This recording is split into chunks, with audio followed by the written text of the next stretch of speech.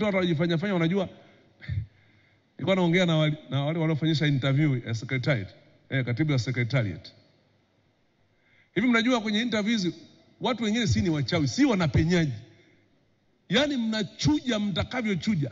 Unajua kuna majamaa yanaingia mpaka kwenye interview kumbe sio mwalimu. Hajawahi kusomea walimu kabisa. Lakini yani amepenetrate, si watu wengine wachawi.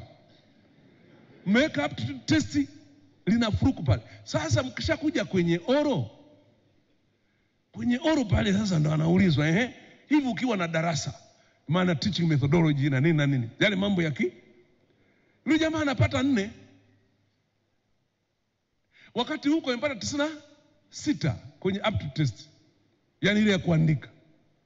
Hapa mimi nikaklik nikasema hapa kumbe ndio maana kuna watu wanasema interview zifutwe bwana, wana mambo yao. Mnaweza kwa watu wengine mnajiunga na agenda msioijua.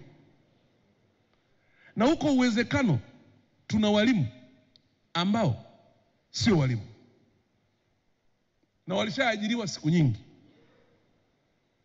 Juzi tumeajiri afisa watendaji wa vijiji. Mimi nikamsaidia kijana mmoja anaitwa Eugene. Na nataka niseme kwa sababu ni kijana wangu yuko kule jimboni.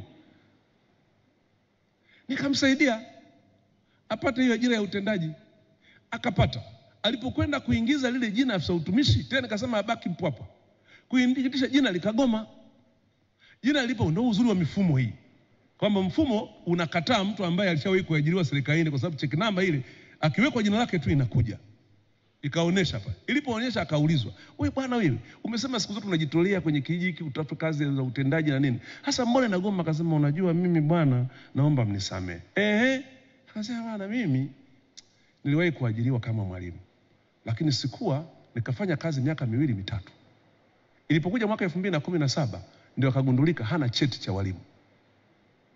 Yaani kile cheti kilikuwa fake. Kwa hiyo katolewa Hasa mbona ulikuwa usemi kwamba uliwewe tutolewa? Mimi naomba mnisamee." So you can see tunaposema secretariat ya ajira ifanye recruitment thorough kupata watu stahiki, tunamaanisha hayo yote.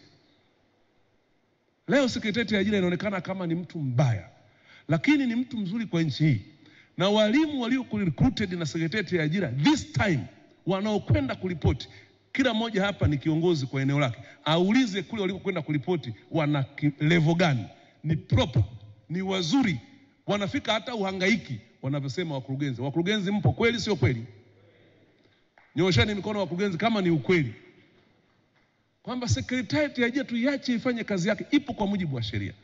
Tukibypass secretariat ya ajira tunakwenda kuua nchi hii, kwa sababu kutatokea matatizo mengi including nepotism which is very bad in stability ya